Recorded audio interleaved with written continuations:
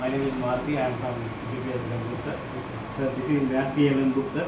This is 1 to 5th class. All the concepts దీనిలో develop చేయొచ్చు sir. So first one is so మ్యాథ్స్లో ఇంగ్లీష్లో ఏ విధంగా అయితే రైమ్స్ ఉంటాయో రైమ్స్ ద్వారా మనం పిల్లల్ని అట్రాక్ట్ చేస్తాం కదా, అదేవిధంగా మ్యాథ్స్లో నేను రైమ్స్ తయారు చేసాను సార్.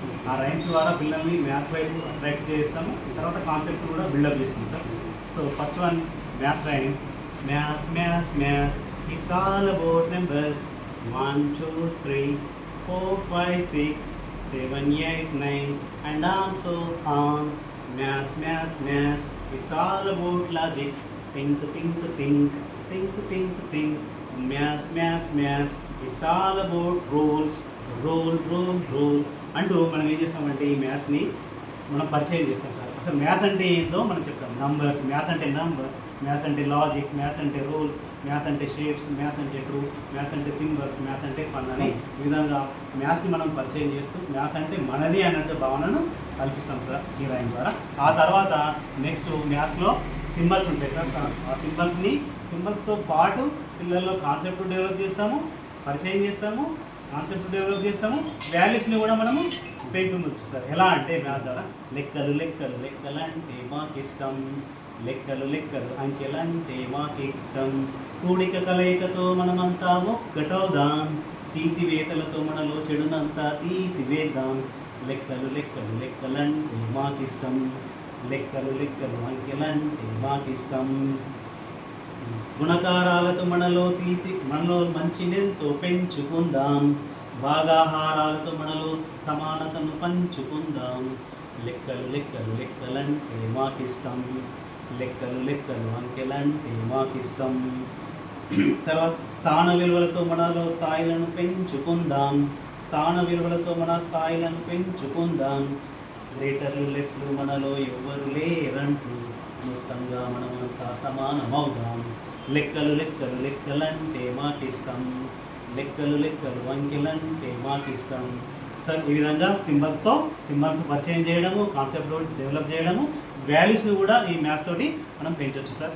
సో ఇది 0 తర్వాత సార్ ఇది తర్వాత సార్ తర్వాత మనం ఏం చేసామంటే అంకెల్ని కౌంటింగ్ పరిచయం చేస్తాం సార్. 1 అంటే ఇక్కడ కౌంట్ చేసి 1 అని చెప్తాడు, తర్వాత 2 అంటే ఇక్కడ 2 అని కౌంట్ చేస్తాడు, 2 అని చెప్తాడు. ఆ తర్వాత ఈ విధంగా 10 వరకు కౌంట్ చేస్తాడు, ఆ నంబర్ని రాయగలుగుతాడు, చెప్పగలుగుతాడు సార్. ఆ తర్వాత కౌంటింగ్ వచ్చిన తర్వాత ఇంకో కౌంటింగ్ ఏంటంటే సార్ దీన్ని మ్యాచింగ్ చేస్తారు సార్. ఇక్కడ 3 వీల్స్లో 1 2 3 1 నుంచి 8 వరకు ఉన్నాయి సార్. ఇక్కడ మ్యాచ్ చేస్తారు. ఇది 1 కాబట్టి కౌంట్ చేసుకొని 1 ప్లేస్లో దీన్ని ఉంచుతారు సార్. ఈ విధంగా అన్నింటినీ కౌంటింగ్ చేసుకుంటూ యాడింగ్ చేస్తారు సార్. ఆ తర్వాత ఈ పేజ్లో ఉన్న సార్ బిఫోర్ నెంబర్ ఆఫ్టర్ నెంబర్ని పరిచయం చేస్తాం సార్ దీంట్లో. తర్వాత నంబర్స్ వచ్చిన తర్వాత 9 లేదు సార్. మీరు ఇంత స్పేస్ ఇంతే ఉంది కాబట్టి ఇది తయారు చేస్తాం సార్. మీరు తర్వాత తయారు చేసుకోవచ్చు. తర్వాత నంబర్స్ వస్తాయి సార్. నంబర్స్ వచ్చిన తర్వాత మనకి పెద్ద సంఖ్యలు రావాలంటే మెయిన్గా మనకి స్థాన విలువలు రావాలి సార్. స్థాన విలువలు వస్తే ఎంత పెద్ద నెంబర్నైనా రాయగలుగుతాం, ఎంత పెద్ద నెంబర్నైనా నోటికి చెప్పగలుగుతాం. సో ఆ స్థాన విలువని బాగా గుర్తుంచుకోవాలనే ఉద్దేశంతో, పిల్లవాడికి బాగా ఈజీగా ఉండాలనే ఉద్దేశంతో కాన్సెప్ట్ డెవలప్ చేయాలంటే ఒక పాట రాసింది సార్. అదే స్థాన విలువల పాట. ఆ స్థాన విలువల పాట మీకు చదివి చెప్తా సార్, మీకు అర్థమవుతుంది. ఒకట్లు ఉయ్యాలో ఒకట్ల స్థానం ఉయ్యాలో, పదులు ఉయ్యాలో పదుల స్థానం ఉయ్యాలో, వందలు ఉయ్యాలో వందల స్థానం ఉయ్యాలో, వేలు ఉయ్యాలో వేల స్థానం ఉయ్యాలో. ఇట్లా సీక్వెన్స్గా 1 నుంచి 1 10 తర్వాత లాస్ట్ లక్షల వరకు పాడతారు సార్. పాడిన తర్వాత ఏం నేర్చుకుంటాడు దీని ద్వారా అంటే, స్థాన విలువల పాట ద్వారా ఏం నేర్చుకుంటాడు అంటే, స్థాన విలువలతో ఉయ్యాలో సంఖ్యలను తెలుసుకోవచ్చు ఉయ్యాలో, స్థాన విలువలతో ఉయ్యాలో సంఖ్యలను రాయొచ్చు ఉయ్యాలో, ఉయ్యాల ఉయ్యాల ఉయ్యాల ఉయ్యాల ఉయ్యాల ఉయ్యాల ఉయ్యాలో అంటూ ఇట్లా పాటను ఎంజాయ్ చేస్తూ నేర్చుకుంటాడు సార్. దాని ద్వారా సీక్వెన్స్ అనేది వస్తుంది. ఆ తర్వాత సంఖ్యలను రాయడం వస్తుంది, తర్వాత చెప్పడం వస్తుంది సార్. ఈ విధంగా మనం ఒక నంబర్ని ఇట్లా రాస్తే మనం ఈజీగా చెప్పగలుగుతారు సార్. దీని ద్వారా మళ్ళీ ఏం చేయొచ్చు, ఎక్స్పాండెడ్ ఫామ్ కూడా నేర్పించచ్చు సార్ దీని ద్వారా. ఇది స్థాన విలువల పాట. దీని తర్వాత నెక్స్ట్ నేను ఏం చేసినా అంటే నంబర్ పజిల్ సార్. ఈ నంబర్ పజిల్లో 9 గడులు ఉంటాయి. 1 2 3 4 5 6 7 8 9 10 11 12 ఉంటాయి సార్. ఇందులో 12లో మనం ఏం చేస్తామంటే కొన్ని నెంబర్స్ మాత్రమే 9 వరకు నెంబర్స్ పెడతాము. దీని ద్వారా మైండ్ అనేది షార్ప్ అవుతుంది సార్. దీనిలో పెట్టి చూపిస్తాను. ఉంటుంది సార్. కానీ నెక్స్ట్ సార్ మెయిన్ నెంబర్స్ తర్వాత మ్యాథ్స్లో నెంబర్స్ తర్వాత షేప్స్ చాలా ముఖ్యంగా ఉంటాయి సార్. ఆ షేప్స్లో మనం ఫస్ట్ క్లాస్లో పిల్లవాడికి స్క్వేర్, ట్రయాంగిల్, రెక్టాంగిల్, సర్కిల్ అని నేర్చుకుంటాం సార్. దాన్ని ఈజీగా నేర్చుకోవాలంటే, ఈజీగా ఉండాలంటే ఈ థ్రెడ్ ద్వారా మనము ఈ షేప్స్ని పరిచయం చేస్తాం సార్. సార్ ఒకసారి పట్టుకోండి సార్ మీరు. సో ఇలా పట్టుకోండి సార్. ఇప్పుడు ఇది ట్రయాంగిల్ అయింది సార్, కొంచెం ట్రయాంగిల్ అయింది సార్. ఇప్పుడు ఈ ట్రయాంగిల్లో 3 సైడ్స్ ఉంటాయని పిల్లవాడు నేర్చుకుంటాడు సార్. అతడే పట్టుకుంటాడు, అతడే తెలుసుకుంటాడు. ఆ తర్వాత కొంచెం ఇలా దాన్ని మనం డ్రా చేసినట్టయితే రెక్టాంగిల్ వస్తుంది సార్. రెక్టాంగిల్లో 4 సైడ్స్ ఉంటాయి, కానీ 2 సైడ్లు ఈక్వల్గా ఉంటాయి సార్. ఆ తర్వాత కొంచెం దీన్ని ఇలా చేసినట్టయితే మనకి స్క్వేర్ వస్తుంది సార్. స్క్వేర్లో 4 సైడ్స్ ఉంటాయి, 4 ఈక్వల్ సైడ్స్ ఉంటాయి సార్. దీని ద్వారా మనం ఈ థ్రెడ్ ద్వారా ఈ షేప్స్ని కాకుండా స్క్వేర్ మన సర్కిల్ని కూడా నేర్పించవచ్చు సార్. ఈ విధంగా సర్కిల్ని మనం కొంచెం భావనను కలిగించవచ్చు సార్ ఇలా పెట్టి. ఆ తర్వాత పై స్థాయిలో కూడా మనము పిల్లలకి త్రిభుజంలో ఉన్న రకాలను నేర్పించవచ్చు. 3 రకాల త్రిభుజాలు ఉంటాయని, తర్వాత రాంబసు, ట్రెపెజియం, సమాంతర చతుర్భుజం, ఆ తర్వాత దీని ద్వారా కోణాలు కూడా నేర్పించవచ్చు సార్. పట్టుకోండి. సో ఇది లంబకోణము, తర్వాత ఇది 180 డిగ్రీస్, ఇట్లా అన్ని కోణాలు కూడా నేర్పించవచ్చు సార్. తర్వాత శీర్షాలు, కోణాలు కూడా దీని ద్వారా మనం పిల్లవాళ్ళకి పరిచయం చేయొచ్చు సార్. ఈజీగా లెర్నింగ్ బై డూయింగ్ సార్. ఈ మొత్తం కాన్సెప్ట్ అంతా కూడా పిల్లలందరూ చేస్తూ నేర్చుకుంటారు సార్. ఇందులో ఏది కూడా మనం గైడ్ చేస్తాం అంతే, పిల్లలకి కేవలం గైడ్ మాత్రమే చేస్తాం. పిల్లలు వాళ్ళే చేసుకుంటారు, వాళ్ళే నేర్చుకుంటారు సార్. తర్వాత మెయిన్ వచ్చేసి ఈ మ్యాథ్స్లో 4 అర్థమెటికల్స్ ఆపరేషన్స్ అనేటివి పునాది లాంటివి సార్. మ్యాథ్స్కి పునాది లాంటివి. ఈ పునాదిని మనం ఎంత బలంగా మనం స్ట్రాంగ్గా కట్టినట్టయితే బిల్డింగ్ అనేది అంత బాగుంటుంది సార్. అదేవిధంగా ఈ 4 అర్థమెటికల్స్ అనేటివి పునాదిని బలంగా మనం పిల్లవాళ్ళకి కాన్సెప్ట్ని జోడించినట్టయితే మ్యాథ్స్ అనేది ఈజీ అయిపోతుంది సార్.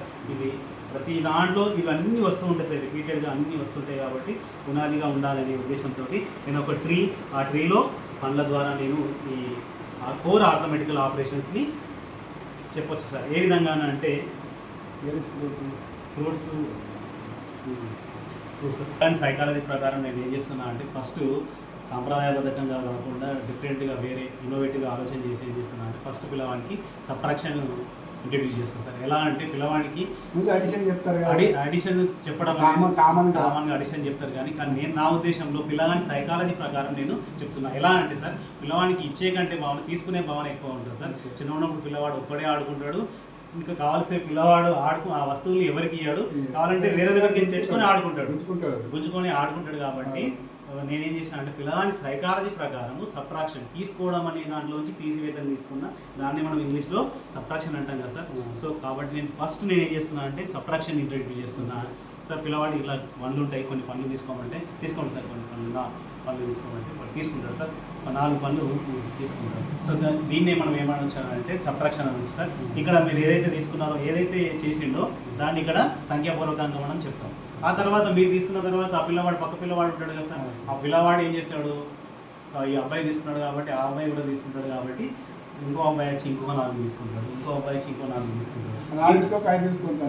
అట్లా కాదు, అక్కడ మనం ఏం చేస్తాము, వాడు ఎన్ని తీసుకున్నాడు కాన్సెప్ట్ రావాలి. వాడు ఎన్ని తీసుకున్నాడు అని అడుగుతా నేను. ఎన్ని తీసుకున్నాడు అంటే 4 తీసుకున్నాడు, మనం ఎన్ని తీసుకోవాలి, 4 తీసుకోవాలని ఆటోమేటిక్గా తెలిసిపోతుంది. కాబట్టి వాడు కూడా 4 తీసుకుంటాడు, ఎక్కువ ఏమాత్రం తీసుకోడు సార్.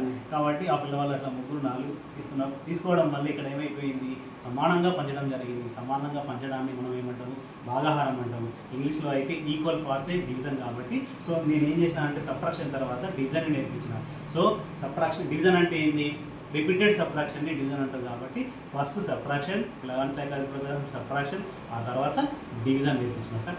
ఆ తర్వాత నేను ఏం చేస్తున్నా, డివిజన్ తర్వాత పిల్లవాడికి అడిషన్ నేర్పిస్తాను. ఎందుకంటే ఇక్కడ ఉన్న పిల్లల్లో 3 పిల్లలు ఉన్నారు. 3 ఇంటూ ఒక్కొక్కరి దగ్గర ఎన్ని ఉన్నాయి, 4 ఉన్నాయి. 3 into 4 = 12 వస్తాయి. కాబట్టి ఇక్కడ నేను అడిషన్ నేర్పించాను. సారీ